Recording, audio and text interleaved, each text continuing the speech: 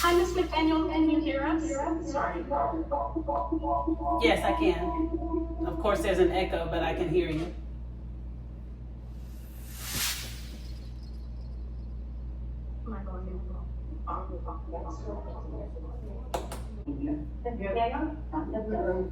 I believe you said my name once more. I believe you called for me, yes.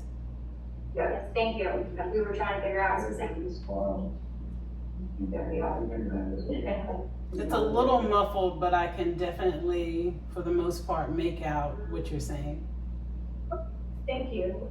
All right, Ms. McDaniel, good afternoon. My name is Bobby Bowers. I am the chair of the Authorized Practice Committee. Are you able to hear me right now? I can, yes. Okay, very good. We're able to hear you as well. I'm going to ask Tessa Hale to proceed with your matter, which is our file number 23AP0034. You will have 5 minutes to share what you would like for the committee to hear this afternoon as well. After Ms. Hale tells us counsel's summary of the case. The committee members may have questions for you as well. But with that, Tessa, do you want to go ahead and tell us about Ms. McDaniel's matter? Sure. So Ms. McDaniel is, we received a complaint against Ms. McDaniel from a complainant named Shemeka Smith, who alleged that Ms. McDaniel prepared legal documents for her and gave her legal advice in a domestic matter. I'll allow Ms. McDaniel to explain her response, but that is essentially the summary of the case, of the facts. Oh, I should add also that Ms. McDaniel has a business called the Ethical Gatekeeper, in which she routinely prepares legal documents and provides legal advice. So. All right, thank you, Tessa. Any questions for Tessa? Okay, Ms. McDaniel, we did receive additional materials from you earlier today, but Okay, I just lost you. I lost sound. I just lost sound. Okay, it should be back now. Okay. Yeah, bear with us on the technology front. We know you had requested to appear remotely rather than in person. So thank you for your patience working through our technology. And thank you for that opportunity, because I am recovering from COVID symptoms and bronchitis. So yes. Certainly wish you well. Thank you. What I was saying, when I think you lost sound, was that there were additional materials that came into the State Bar's offices, I believe even earlier today. Yes. Those were not within the time frame that the rules set out, but they were received. I'm not sure whether all of the members have had an opportunity to review them. But as I said before, if you have 5 minutes, then we may have questions. Members of the committees may have questions for you. So with that, we're prepared to listen. Sure thing. So foremost, what wasn't mentioned is I am a Juris Doctorate. I graduated October 26, 2022. So I'm not a layperson per se. And whereas, of course, I qualify as a lawyer, I am fully aware of the fact that I do not qualify as a licensed attorney, nor have I publicly held out that I am a licensed attorney. The Ethical Gatekeeper is just that. It is a legal advocacy membership, private membership-based association that effectually does what any other social relief services do in the scope of legal advocacy for general civil rights and just general vocational legal knowledge to increase awareness for citizens with regards to their legal rights and understanding and complying with law.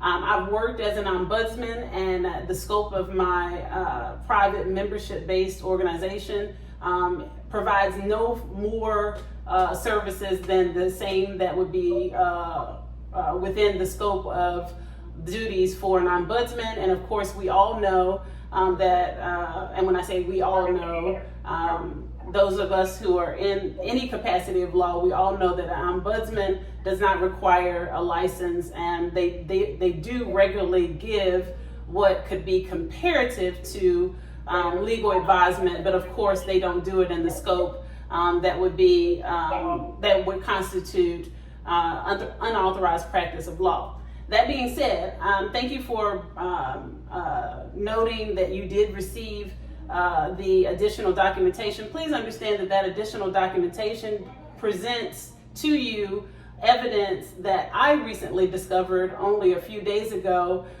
when realizing that Shemeka Smith had evidently attempted to contact me through Instagram and made reference to the fact that she fully understood that at best that I was a legal coach and not giving her legal advisement, and then she referenced her new legal coach, at which point I then deduced, suspiciously that there may be something in the file that would indicate and show, as I've already stated in my documentation, so I'm not going to regurgitate that documentation that was timely submitted, because you have that before you, and thus, of course, that information should be and must be lawfully considered when you're reviewing this matter and making your decision. But basically, I suspected that she would have continued upon her own preparation of legal documentation with her own legal analysis of whatever doctrine she purported to apprehend, or maybe even validly apprehended. And as you can see in that documentation, which is the bulk of that, so please understand again that there's not new arguments per se, and there is just new evidence, newly discovered evidence. And you can see that Shemeka Smith has prepared quite a few documents since her membership terminated on June 30th. And I present that to you to say, of course, anyone, as I stated in my amendment to my memorandum and additional information that was, of course, timely submitted, I state there that, of course, a pro se litigant has full right and opportunity to prepare their own pleadings. Of course, it's at their own risk, and we know that, we all know the saying that someone who represents himself as a lawyer is a fool. But there still is the law that allows for that constitutionally. And so we know that she has that. The reason why I'm presenting to you instead is to show you that she did prepare her own documents. And so the connotation, we're talking about semantics with regards to legal document preparation, the typing of the membership does indeed, the membership-based organization does provide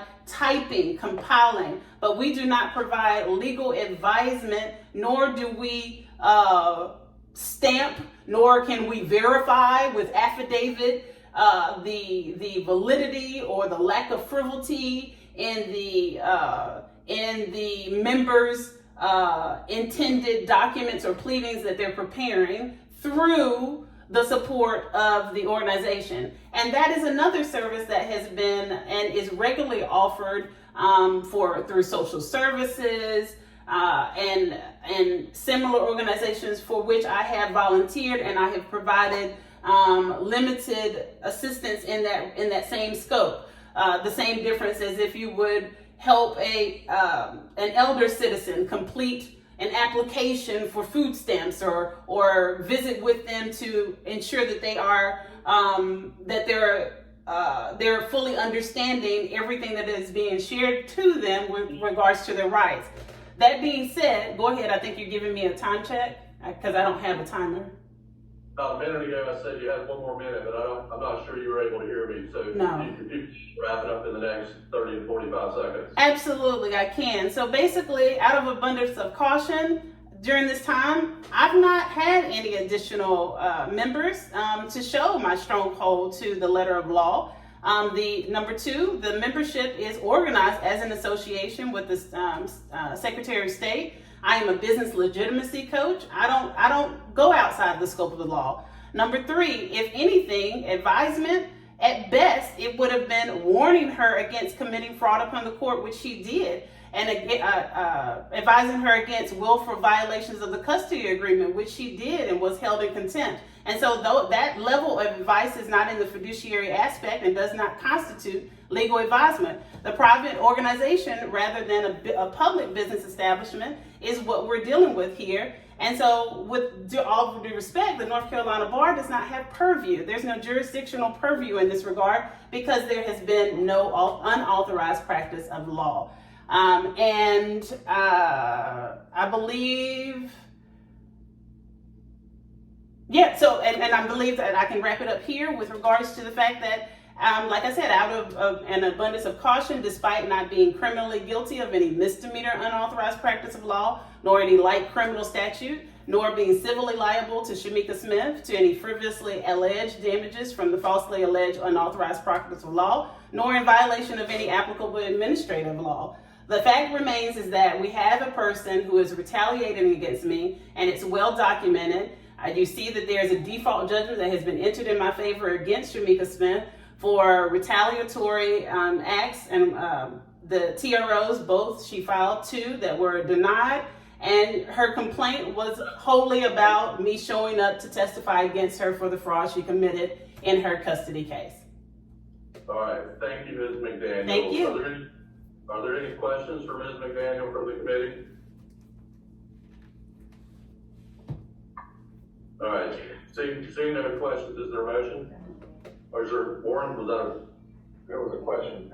Alan, did you prepare legal documents for Ms. Smith? No, absolutely not. And I've stated that several times. I did not. And it shows again on record that she is very capable of doing it herself and has regularly done it herself on record in her case.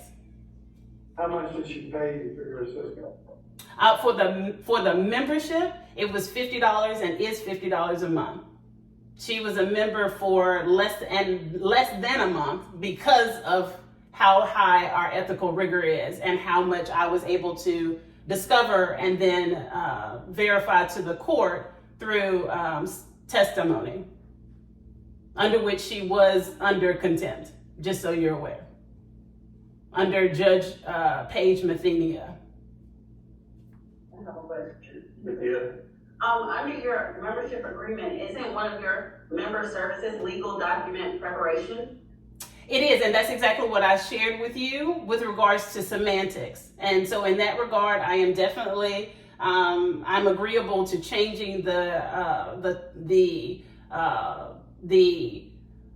wording, but we do not offer legal advisement or legal document preparation in the scope of authorized practice of law. Nothing even remotely like that. Well, what is it?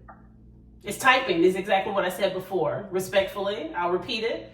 As I stated in my 5 minutes, we type.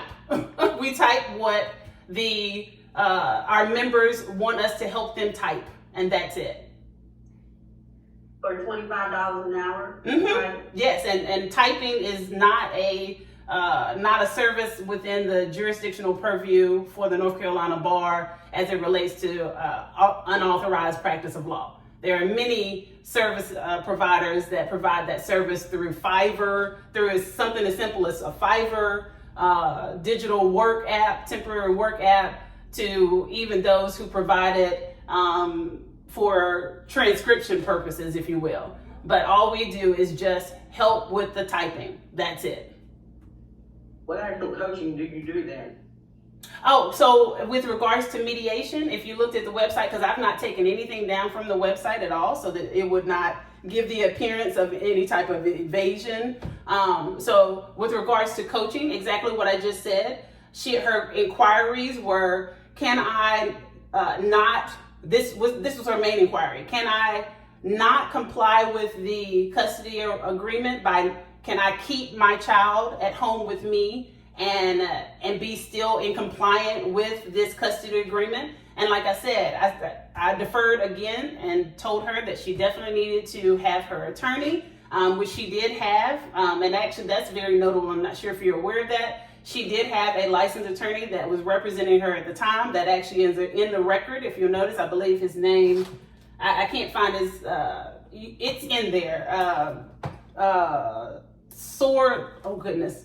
I can't readily, I'll be able to readily find it here in a second, but she had a licensed attorney. The point that I'm making is that with regards to legal coaching, it's as simple as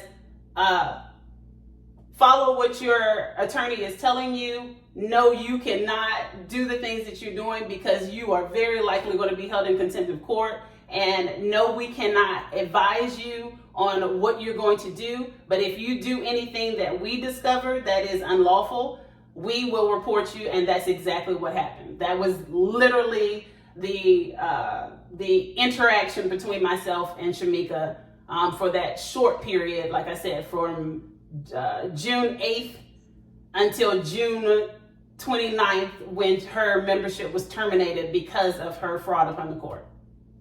Thank you. Walter, did you have? Ms. McGann, just Yes. quickly. Yes. We have a copy of your web page Yes. in our record. Yes. Is that web page still displayed? Is that still on? Is it still up so that these terms and conditions are still being advertised to the public? They are not advertised to the public. Again, this is a private membership organization, so it is not advertised to the public. You can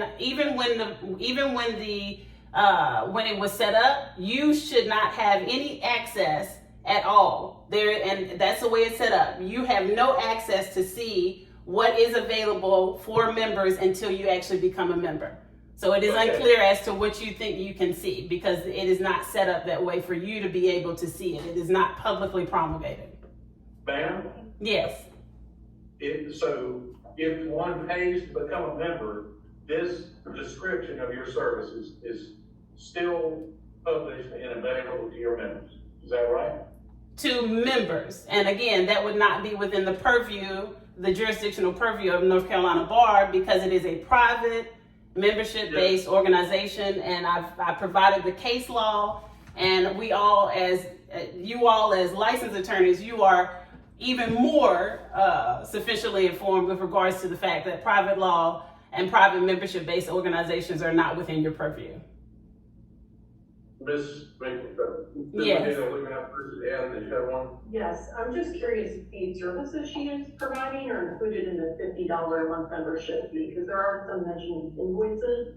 So how much money did she collect for these services? If you could please repeat your question. I heard some of it about my prices. Okay. I'm sorry? The question from the committee member, I believe, and correct me if I'm wrong, Anna, is how much have you collected through your membership fees? Exactly what I told you. The irony here is that Shemeka was my first member. I had a graduation party on June 8th. And as I've already stated, June 8th is when she became a member. And she and her partner, KJ Johnson, were the only members at that time. And as I've already stated, as soon as I received notice of the North Carolina Bar complaint, I discontinued membership, and there have been no other members. So stated in a dollar amount, how much of your membership fee generated?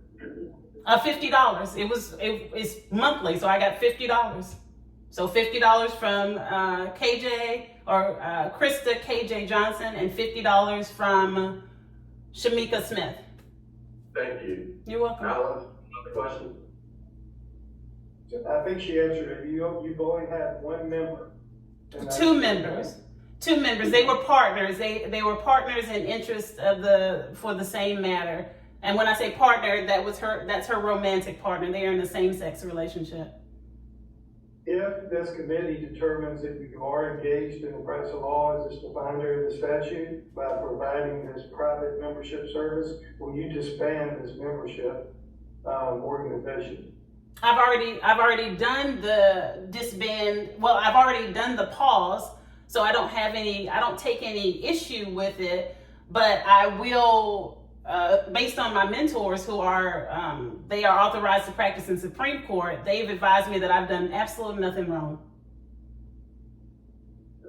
So for me, it's, to be honest with you, there is no profit to be gained at $50 a month. I would not allow it to, like, I don't feel that it's not that important to me right now in comparison to the pursuit of my license to practice law. So it's for me, this is whereas I fully understand that, of course, we because I'm in the capacity of law, I've had my Juris Doctorate, so I understand we must go through a standardized process.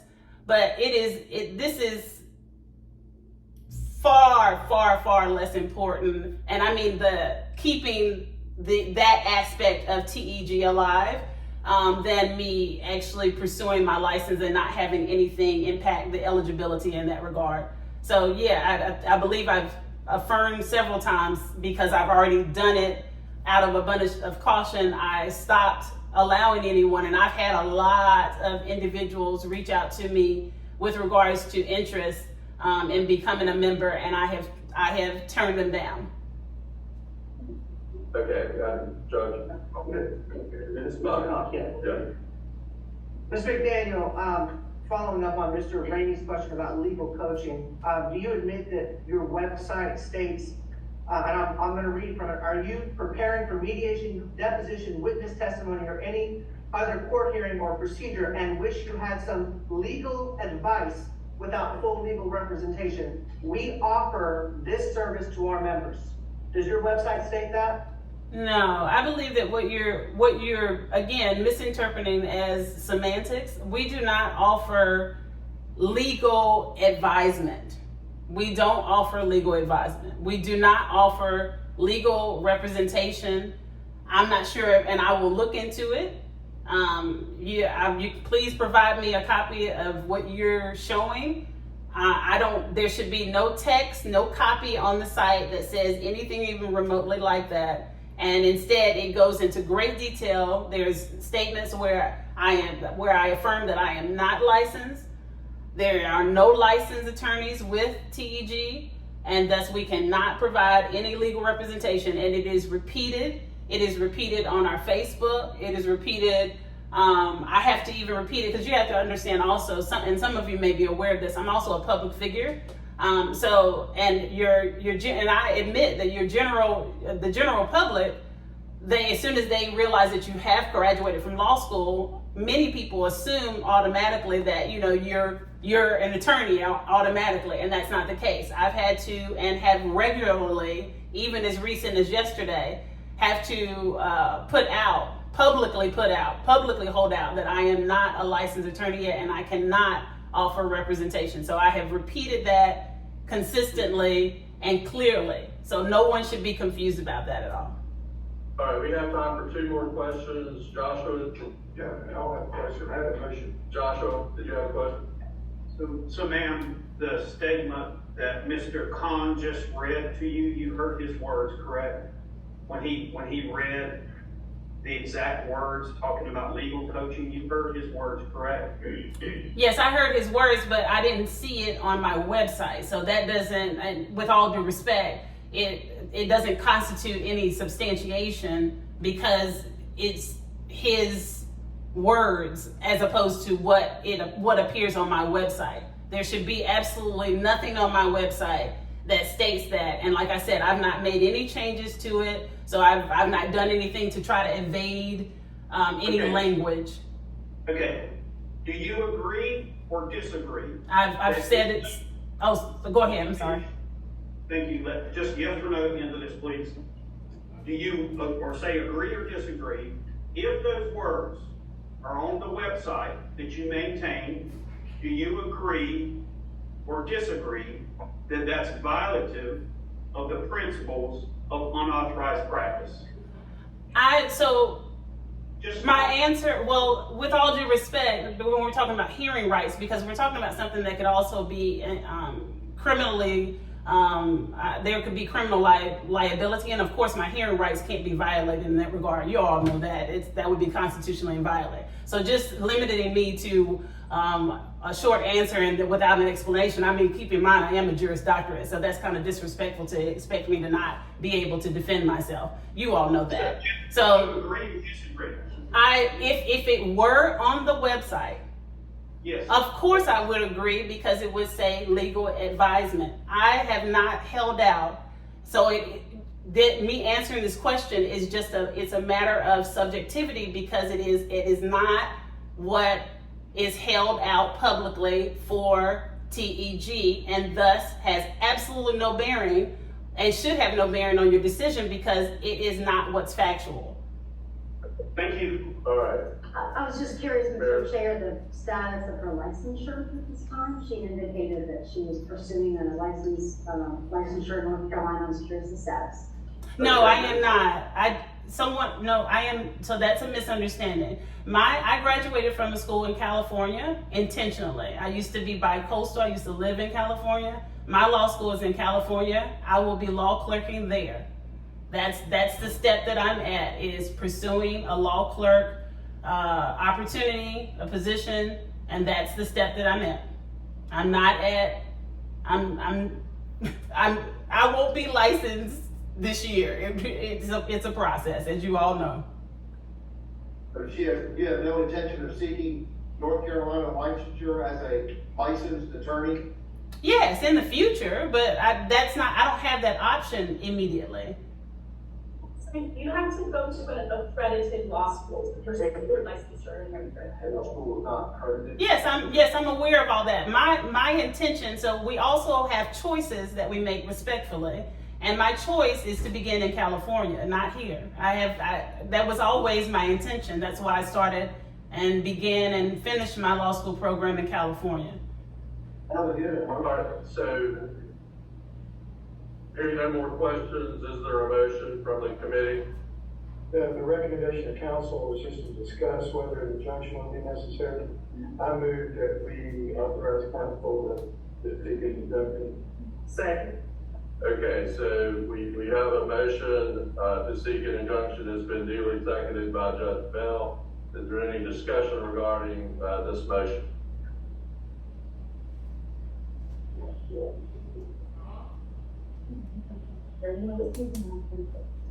Okay. So if there's no discussion, then I'll call for the vote. All in favor of the motion to seek an injunction regarding file number 23-AP-0034, Ms. McDaniel, please say aye. Aye. Any opposed to the motion, please say nay. Okay, so the motion carries. Ms. McDaniel, that concludes your matter for this afternoon. We thank you for your time and participation. Thank you, and of course I'll receive all the documentation and I'll proceed accordingly. Thank you so much for your time. You can communicate with Ms. Hale, Tessa Hale, about future matters. I'm sorry? Okay. You can communicate with Tessa Hale, staff counsel for the Authorized Practice Committee. Okay, I've been communicating with Lori Brooks, but okay, duly noted. Tessa, I see her name on here. Thank you so much. Okay, thank you. Bye-bye.